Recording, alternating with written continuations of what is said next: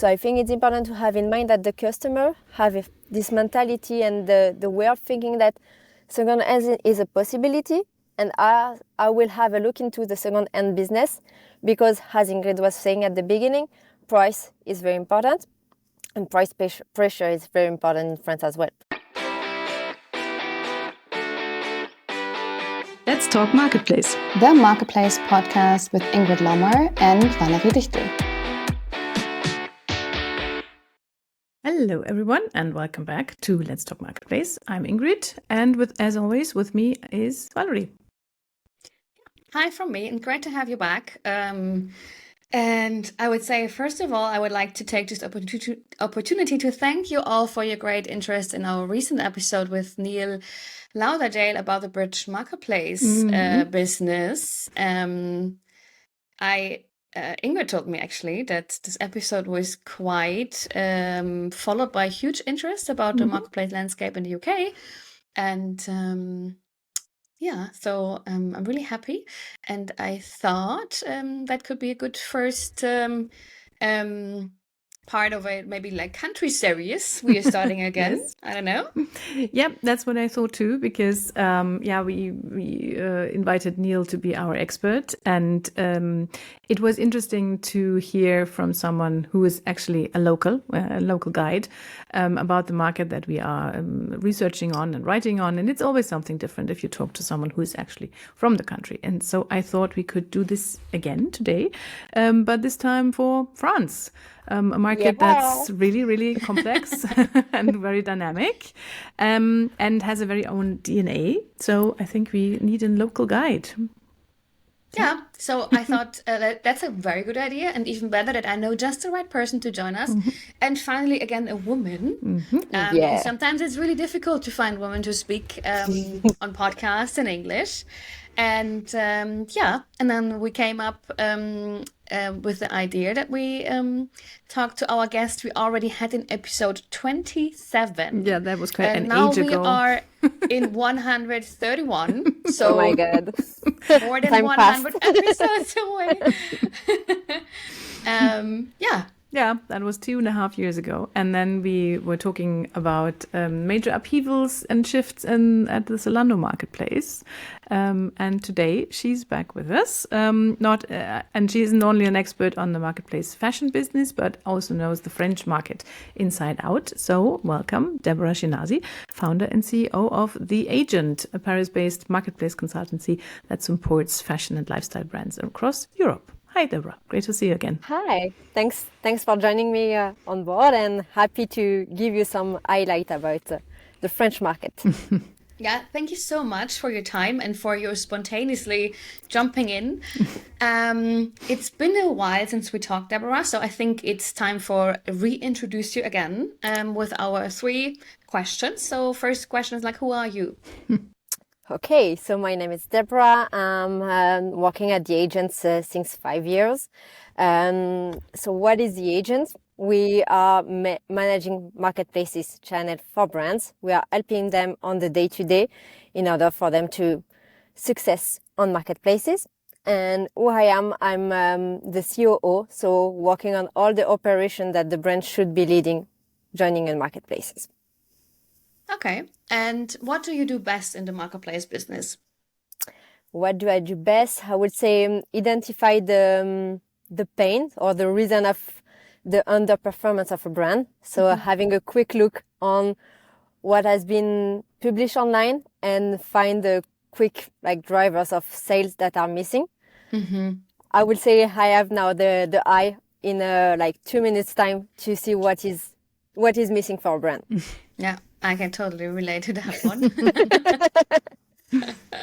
And then on the more fun note, what is a fun fact about you? Can also be a private one. Yeah. So fun fact, I would say that I have my own sentences called the chick-chack. What is the chick-chack sentences meaning? It's I like things to be done quickly and efficiently. So, when I'm telling to the team, let's do it chick-chack, it means let's do it efficiently and quickly. This is a bit and all the one knowing me will understand these messages because I'm doing chick-chack all day long. I see. You'd be right at home in the German market where people like to say zack zack if it has to be quick. So, yeah, same. Okay, so great to have you back, Deborah. I'm looking forward to your insights in the French market. Valerie and me had the pleasure of speaking about our country quadrants, which you might know, last week, no, 2 weeks ago actually, on the Newcom Summit in Munich. And there we did some updates on our quadrants and looked into the recent figures that we found. We normally use ecdb.com for our country figures and stuff. And when I looked again at the French market, I was like, okay, that is really an interesting market, yeah, because we have so many different local players that are not present on any other marketplaces. We have a strong e-commerce turnover. I think in 2024, the ECDB said something around 68 billion US dollars. We have a medium e-commerce turnover per capita, which is always also a sign for an interesting market. And we have Amazon, which is strong, but not as strong as in other Western countries. So there's an interesting landscape forming around these in this market. So I'm really looking forward to what you are going to contribute to what we already learned about it. Yeah, let's do that. But first, let's dive in and have a quick look at our partner, Pixel Moda, and afterwards we turn back to the French market. Good.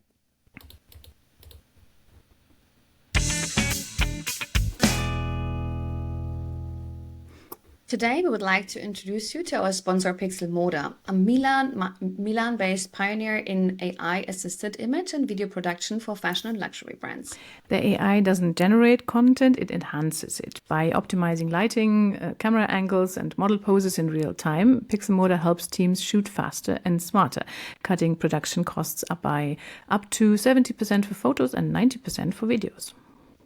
Yeah, they work with over 100 brands in 20 plus countries, producing more than 14 million visuals a year, including for 3 of the world's top 5 marketplaces. And a great example of their work is Rinascente in Italy. They reduced fixed content costs by double-digit percentage through working with Pixel Moda while keeping their luxury look intact. So, interesting case. Yeah, and if you want to know how they did it, check out the full case study in our show notes or take part on our webinar in December, which we also share with you in the show notes. Okay, now let's turn back to the French marketplace landscape, Deborah. What would you say if you look at the French market and compare it to other European markets? What are the main differentiating factors? I would say first that the French client is very volatile.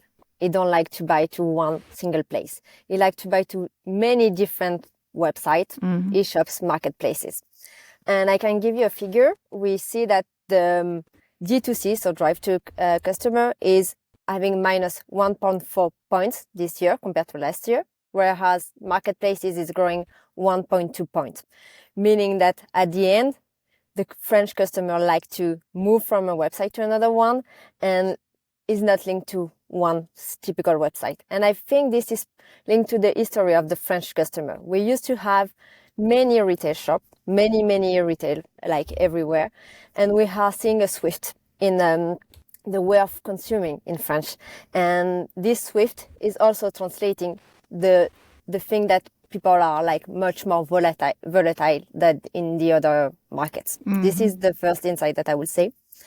Second one is that French customers like the emotional shopping. So they like to be entertained a bit before buying. So I can give you another figure. We know that 70% of the buyers are like getting inspired before buying. So they like when they go online, doing shopping to have this kind of entertainment, storytelling and all those things because they need to be a bit reassured of what they are doing to the platform they are looking for, to the platform they are buying. They are really loyal to a brand rather than loyal to a marketplaces or a website. So they feel that when they do shopping online, they need to have all the storytelling around and all the reassurance inside to concretize the purchase. Mm-hmm. That's interesting. So does that mean that the customers find the solution to the problem, what should I buy, on very different channels, and then they just look for the cheapest way to get the product, or is price not so differentiating here? No, I think price is very important. But I think also they can get inspired inside of the e-shop or the marketplaces. So can be outside, as you mentioned, so they are making many search and finally buying the product that they like at the cheapest price, but can also be that they were navigating online, and as they found it as an entertainment phase, they concretize the purchase finally on the website that they found. Mm-hmm. So as we both are German, we tend to think that if you look at a market, you need about 3 or 4, maybe 5 marketplaces, and then you're fine. I guess that is different in France. So how many marketplaces are there to consider if you are a brand and say, okay, I want to be present on the main platforms? Yeah. So what I can say is in France, we have like in the top 10, we have Zalando, we have Vinted, that is a second-hand platform that is not a marketplaces. We have ASOS, we have Amazon, we have VP, and we have La Redoute, but after the top 10. But so, is this, Deborah, if you are telling us the names of them, is this a focused fashion and sports view? Sorry. Yeah, okay. Because this is quite important. Sorry, didn't mention it. It's a focus on fashion. So what I would say is let's focus on fashion in which I have much more expertise. I would say that it's important for a brand to be on Zalando. It's important for a brand to be on VP as well. VP is an outlet channel. So doing like the history of VP is that they were doing flash sales and they move into a marketplace business model, but they are doing mainly outlet. Even if we are able to push current collection, they are known for like off-price season. So I think those are the 2 main ones, like in terms of importance of number of sales, GMV, and so on. Then you have all the department stores that are very well known in France, and here for images. And here you have Galeries Lafayette, Printemps, BHV, 24/7. You have many ones on those areas, but I would say that this is much more for image than for generating a huge volume of sales. But it's important for when you are much more premium brand, it's important to be there as well, because your customer is finally looking for like your product there. And then you have the Vinted, let's say, competition. Even if it's not the direct competition, we know that in France, the first website for fashion is Vinted. So meaning that, it's crazy. It's the second-hand business, mostly run by customer like you and me for the other customer. So it's not for a brand. It's not a B2B business or B2C business. But your brand, if you are a brand, let's say on a brand perspective, your brand are sold in all those places and as well in Vinted. So I think it's important to have in mind that the customer have this mentality and the way of thinking that second-hand is a possibility. And I will have a look into the second-hand business because, as Ingrid was saying at the beginning, price is very important. And price pressure is very important in France as well.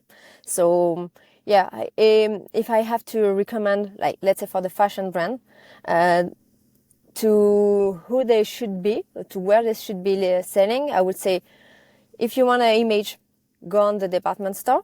And if you want like to drive sales, go on Zalando and Vente Privée, VP, in order to drive volumes. And speaking about prices and volumes, because we had this overview about the top 5 online stores in France, and there was mentioned like Amazon, AliExpress, Vinted, as you said already, Shein, and VP. Speaking about maybe Shein first and then Amazon, because I think AliExpress is not really relevant for fashion. How do you see these 2 ones? Okay, so I will have, let's say, the same feedback as a French brand having in the market. I can guess what's coming now. Yeah. So I think you all heard about the story about the BHV, but I will tell it once again just for everyone to be aware. So Shein is now part of the BHV store. BHV is the one biggest department store in Paris, located in the Marais. So it's the well-known for fashion. And it has been like crisis internally. Many brands say that they cannot be close to Shein, so they want to go out of BHV just because of that. So I feel this is a bit the behavior and the mindset of the French brands and French markets. We want to fight against Shein's coming in France.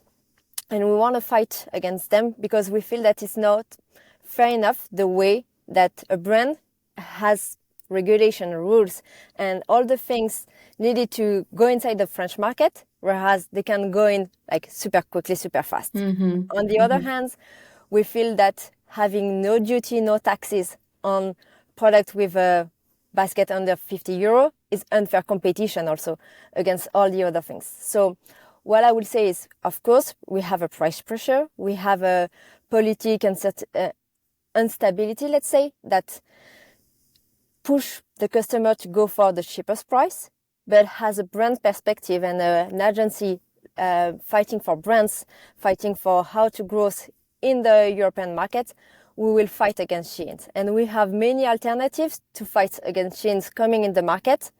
And we are here like to support brands in all those things to don't let them penetrate the market as much as they are doing now. Well, yeah, but they already are doing that because I feel your passion here. And I think that you share that with the whole French fashion industry. But I'm not sure if the French customer is sharing this kind of passion because Shein is making quite a lot of money in France as well. So how can you win the customers back from those platforms? I think there is many things. First thing is, we have the brand DNA of being like sustainable, making high quality product and all those things. So I think the way we can differentiate to Shein product is basically to work on what we call the desirability of a brand. So how much the brand can be, how the value of the brands can be seen for the final customer and to fight against that. And what we will say is we have many platforms emphasizing the sustainable things, the way it has been produced, the desirability of the brands, the storytelling around the brands, and this is a bit our reaction compared to Shein product and what we can do. And what I can also share is I agree with you.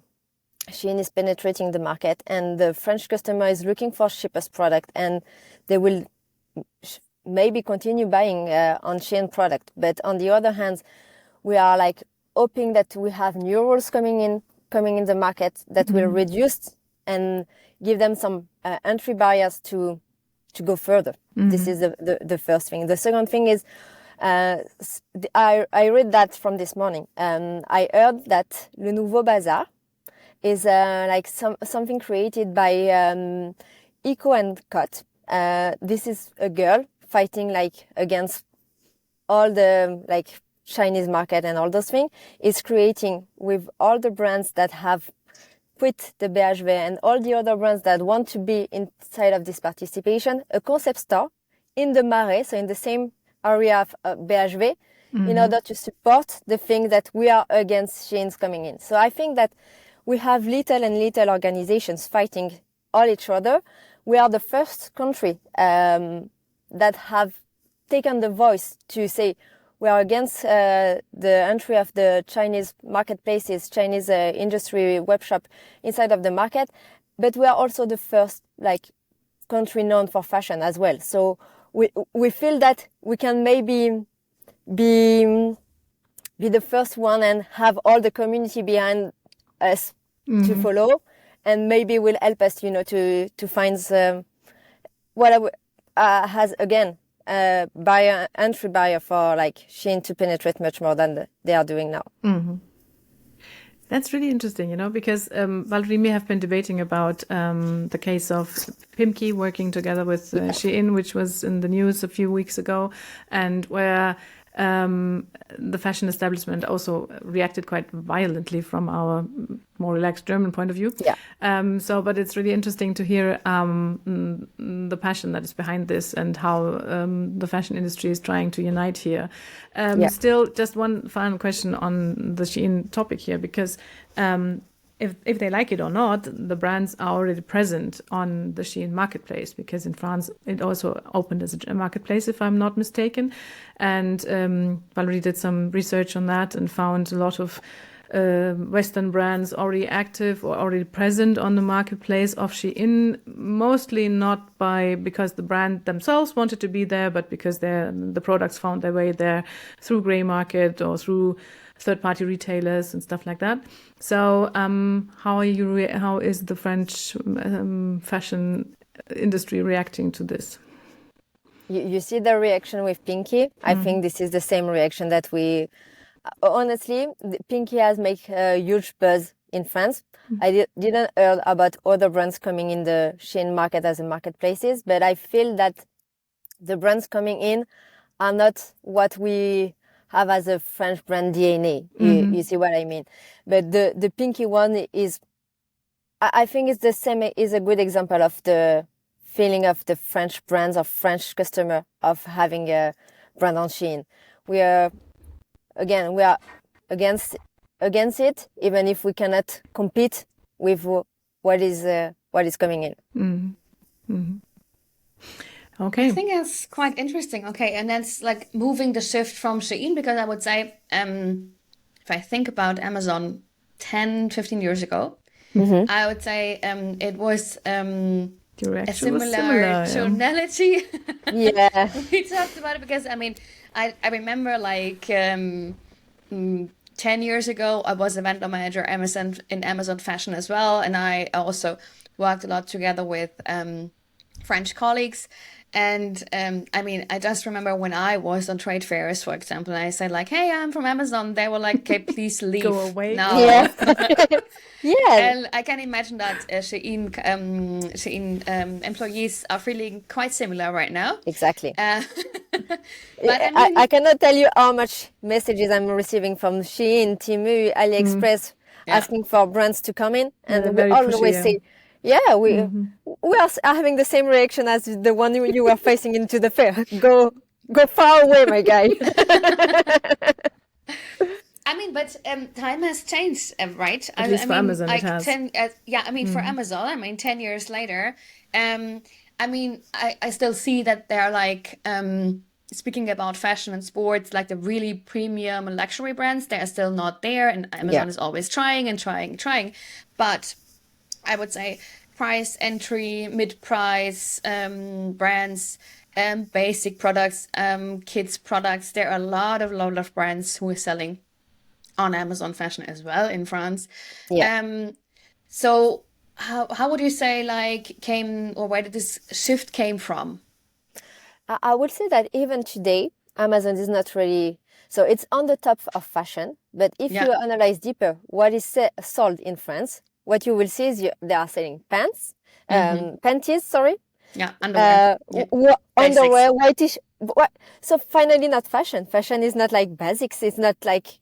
So at the end, you see what I mean? It's not the French brand. It's not the French DNA. It's not the French fashion attitude. It's not all the things that we are caring about, sustainability, the desirability of a brand. All those things are not visible on Amazon. So even here, okay, things have changed. Brands are more willing to go on Amazon for sure. But at the end, what are they selling there? They're selling the basic product, the carryover. Yeah, but selling fashion, like selling basics are still clothes. Yeah. But it's clothes, but not fashion.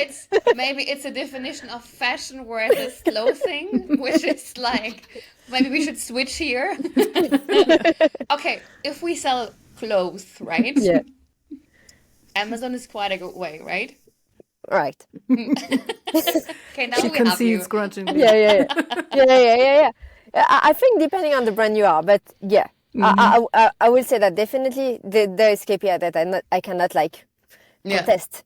It's part of the top 10 in the French industry, even in fashion. So definitely Amazon is the place to be for certain kind of fashion brand. Yeah. Okay. And now switching slightly the categories in terms of sports and sports clothing. Yeah. Well, it's always a bit difficult to really like squeeze out who are the niche or specialized marketplaces. Yeah. I would still say that Amazon is here quite huge. Correct. We mentioned also Decathlon. Yeah, very good one. Zalando and Shein are on our list, and we still have generalists like eBay, Cdiscount, Oshuan, AliExpress, and Temu on the list, but not telling like sport specific. Who would you say is like a really important marketplace for sports brands? Definitely Decathlon. Nothing to compare with the other one that you mentioned. Okay. Not even Zalando? No. Zalando as well is a very good one, but not specialist as a sport. Okay. Rather than Decathlon is specialist for the sports Yeah, that's industry. true. Yeah. So what I would say is the difference between those two is on Decathlon, you will not look for a brand or not look for, let's say, inspirational, emotional commerce as you do for Zalando, sorry. So on Zalando, you are navigating, looking for emotional commerce and finally finding your sports brands. On Decathlon, you are looking for an activity, so a sport activity. If you are doing hiking, then the way you search and the way you navigate into Decathlon will be searching by the kind of sport you are doing.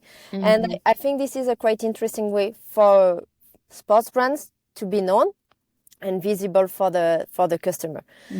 Indeed, we have a brand, for example, that we carry for like different marketplaces. And the same product can be seen as a fashion. So like it's raining shoes, so it can be like fashion shoes, but it can be also visible on Decathlon in a sport area. And I think then you are targeting two different kind of people. One that is looking much more for fashion, and this is the one you will get with Zalando, and the one really looking for sports performance, sport capability, sport equipment, technicity, and all those things, you will carrying with Decathlon.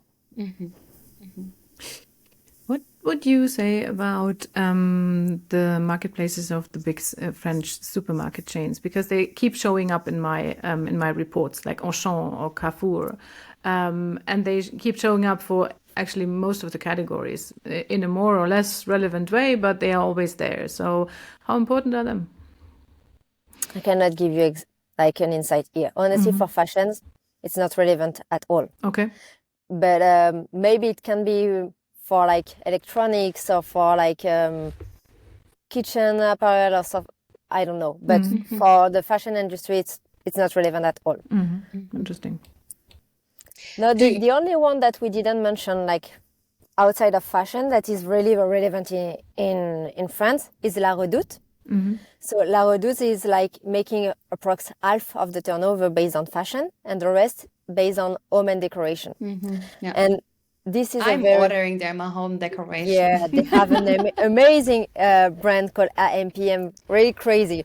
So I think they are moving from a fashion history to like the home decoration industry, and they are really well known in France with a very good like KPIs in terms of customer experience.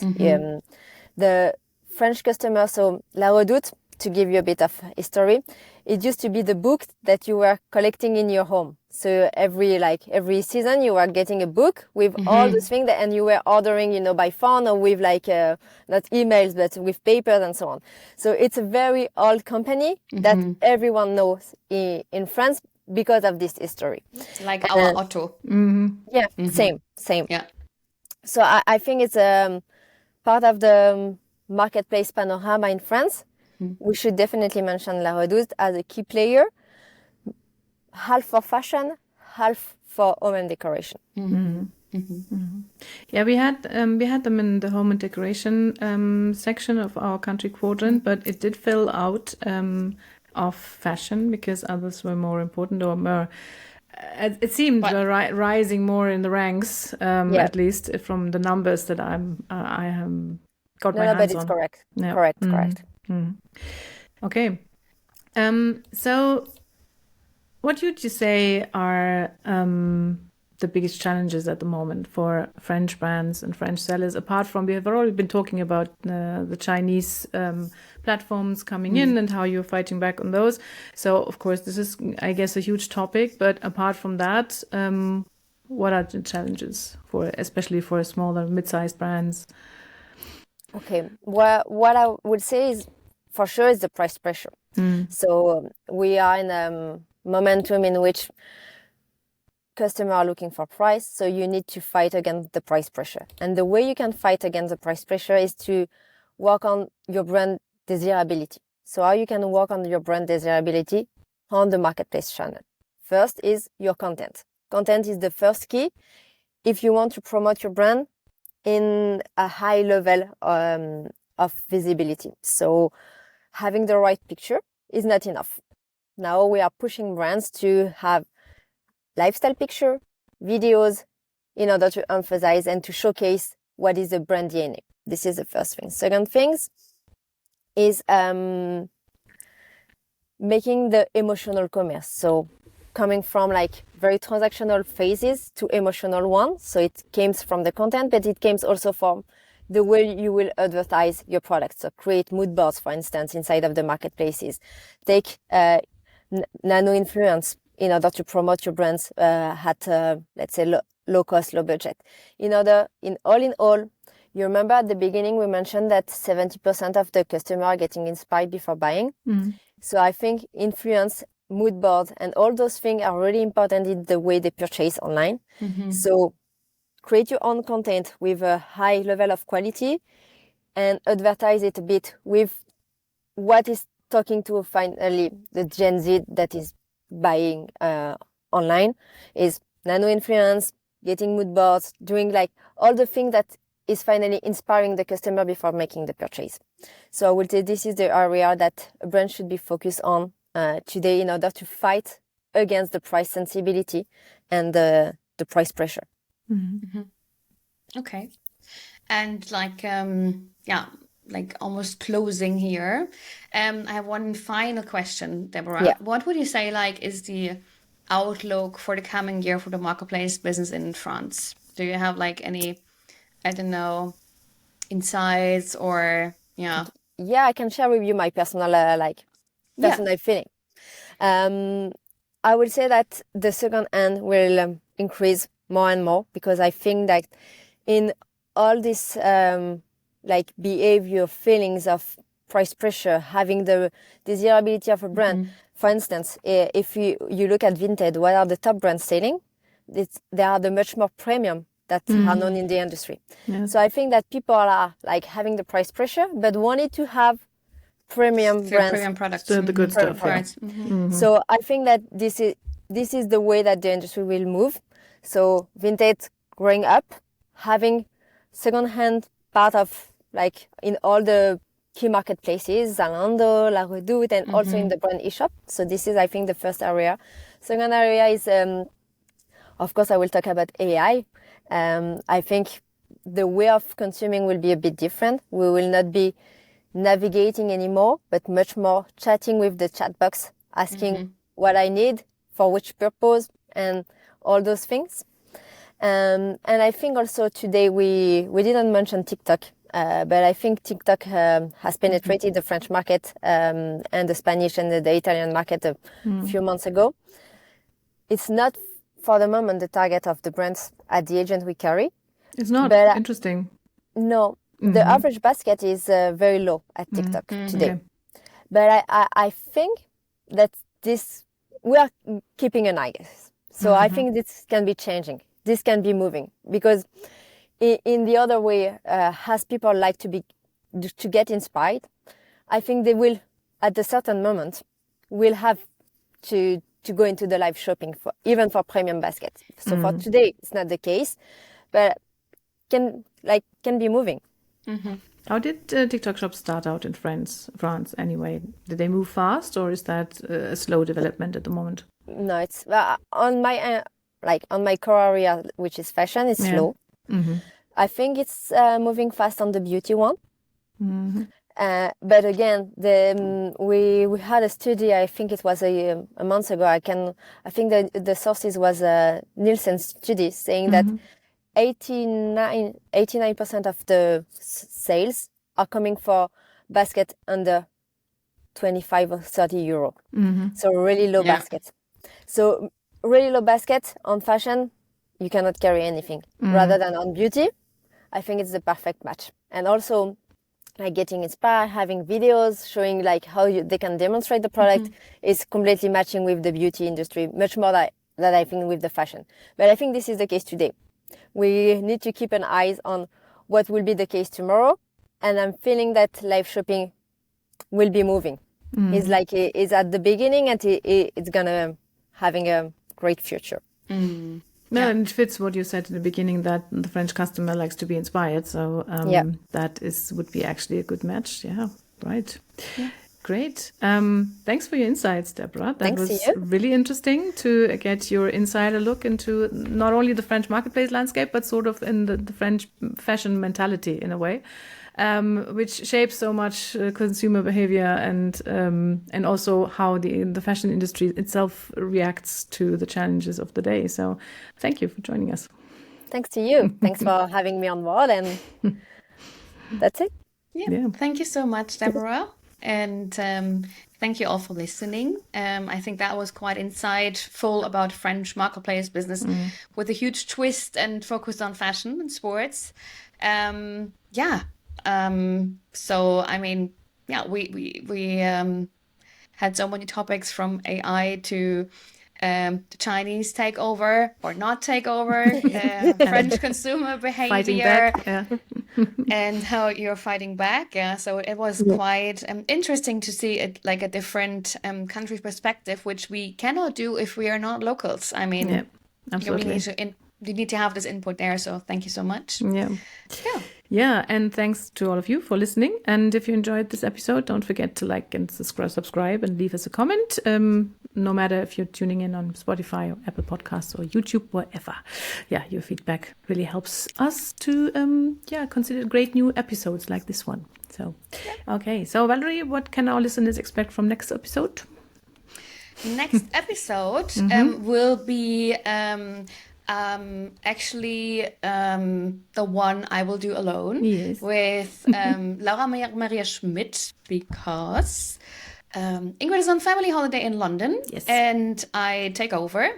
And I will talk with Laura as the leader of marketplace business at Snox, a German D2C fashion brand for bodywear and sportswear, about how they are active on 11 marketplaces in 6 European countries. And I'm quite excited about that. Yeah. So it's a lot about like fashion focused in the past weeks. But that's true. Actually, that's quite good, because what we didn't said at all before is that I will take a longer break in a few episodes, and therefore I need to like push out all the fashion knowledge I have. Fashion stuff before. Yeah, that's true. And then Ingrid can take over. But more on that soonish. Yeah, soonish. And I'm sure you're going to have a great episode with Laura, because she's known for being refreshingly open about anything that she's doing in the marketplace business. So she will tell you a lot of learnings and insights, and maybe even a few fuck-ups along the way. So that's going to be great. Right. So thanks for today, and bye-bye. Thank you. Thanks. Bye. You listen to Let's Talk Marketplace, the Marketplace podcast with Ingrid Lommer and Valerie Dichtel.